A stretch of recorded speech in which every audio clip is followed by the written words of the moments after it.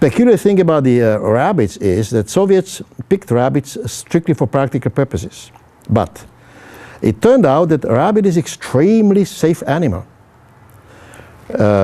Every textbook of veterinary medicine will tell you that there is no viral infection of rabbits which is transmissible to man. Not a single one.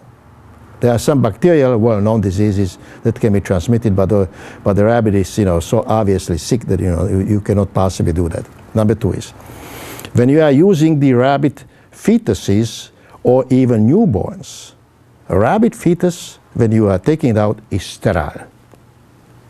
Absolutely 100% guarantee, and so is newborn. It takes about 3 days for the newborn rabbit to get colonized by bacteria from outside. But at the moment of birth, it is absolutely the same as fetus. And the last item is, as a mammal, like any other mammal, rabbits should have retroviruses. Okay? Pigs were disqualified as a source for cells, because in pigs they were found 4 different kinds of retroviruses that are transmissible to men. So pigs are out of game completely.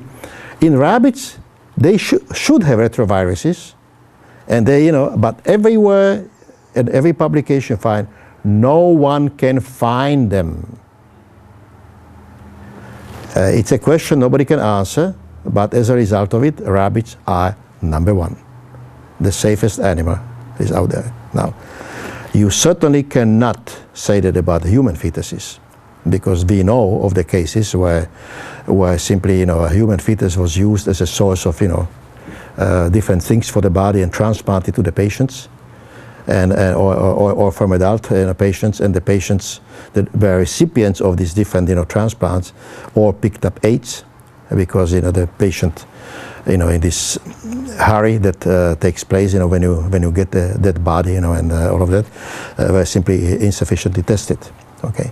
Now, with rabbits, it cannot happen.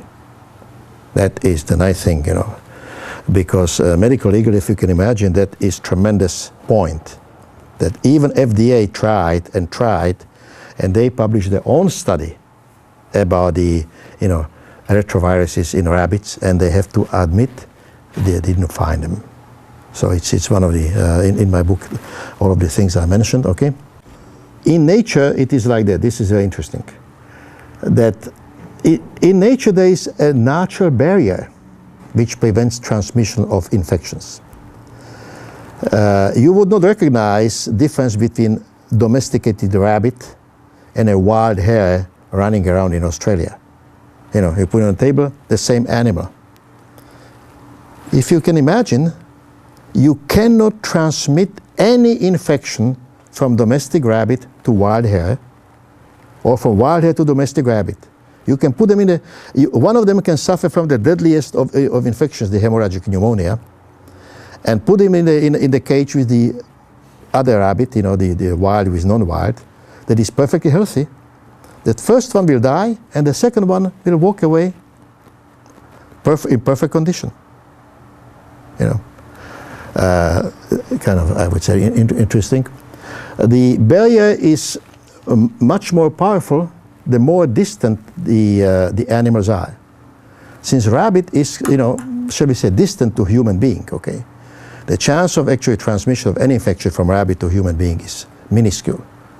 And likewise, the human being cannot actually infect it very much, the rabbit, but fetal and newborn rabbits are very healthy, all right? Now, very important matter is, as I already told you, that about the different cell types that we have had made. They are making our body and body of mammals. Is sum total of this on cytological level, on the level of cells. That's our baseline. Okay. Every member of animal kingdom is the same. All right. If we are talking today, going into lower type animals, various vertebrates, fish, and birds and all of that, they may not need 200 cell types to construct their body. The number is will be lower. But those 120 that they are, necessary to make the body of fish, they're exactly the same 120 that we are using for construction of human being, except that we need additional 120 cell types or something like that. Okay, so that's why you can in reality make cell transplants from any vertebrate. You can make them from fish. There was a study that originates from Chicago by one biochemist, Steiner, who studied insulin in animal kingdom, and he found fish makes insulin too. All right, and the difference between there, you see, insulin consists of about 188 amino acids. It's a chain. Okay, now the difference between human insulin and rabbit insulin are 2 amino acids. Difference between human and pig insulin, which has been used in medicine, is still being used, 2 amino acids.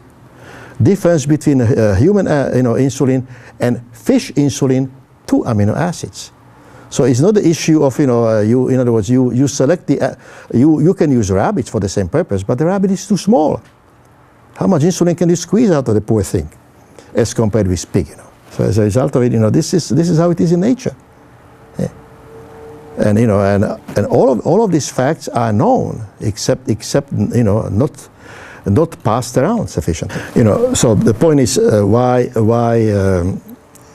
it was sort of important to reach the point to be able to prove to people that animal, fetal precursor stem cells are the same as human, and so on and safer is, because in the end, human fetal cell transplantation has no future, because you cannot get enough fetuses in any country of the world, to actually make this treatment of commercial interest even.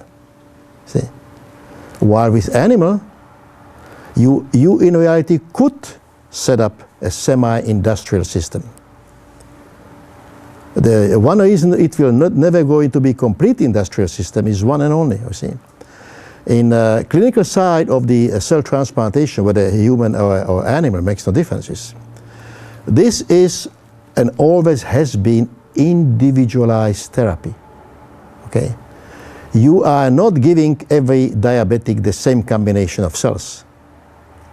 You analyze every case, by going through all the 15 systems to pick up all the individual differences from one diabetic to the next. And then you make, and you don't go by diagnosis. You go by pathophysiology. Yeah. You may know that a diabetic has problems in 6 organs. It is the islet of pancreas, where the beta cells are making the insulin. But the alpha cells are making glucagon, another hormone extremely important in metabolism of sugars and lipids. And there is another type of cell in the islets of pancreas that makes somatostatin, again involved in the same metabolism. So from islets of pancreas alone, there are 3 different hormones. The interplay between those is very important. Now, every diabetic will have liver in bad condition, because liver is the chief organ of metabolism, and liver has to compensate for all of this metabolic mess in the body of both carbohydrates and mess. As a result of it, every diabetic will have liver stuffed up with fat. It's called steatosis of liver. As a result of it, the liver will be malfunctioning. And this fat in the cells will trigger scar tissue production around the cells. So 90% of patients are going to fibrosis of the liver. So the liver is actually in bad shape. So when you treat diabetic, you must always treat liver as well. Next problem is adrenal cortex, another endocrine gland. Adrenal cortex is where this cortisol is made, right? Because diabetes is such a constant stress on the body, the adrenal cortex in every diabetic after many years of diabetes will be exhausted.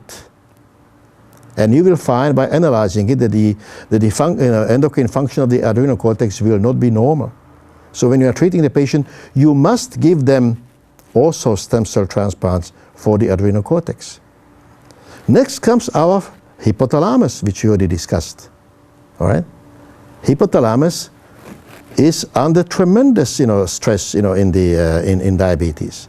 It has to compensate and compensate and compensate, and it's like the if you're on a crazy square and there is one policeman for all of the tremendous traffic. It's a tremendous amount of work. You must treat the hypothalamus of diabetic if you want to have a successful treatment.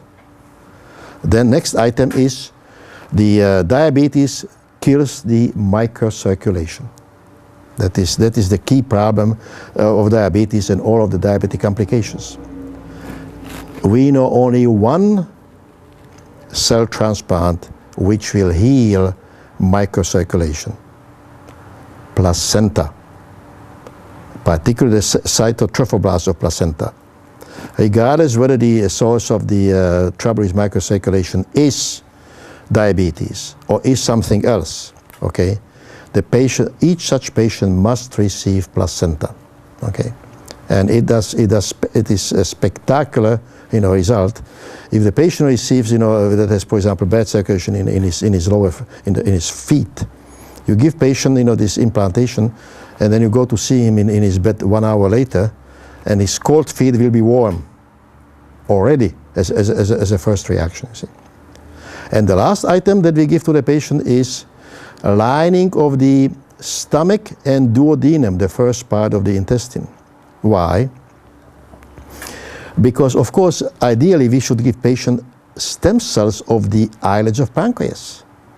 But stem cells of the islets of pancreas are not in the islets of pancreas. That is definitely known.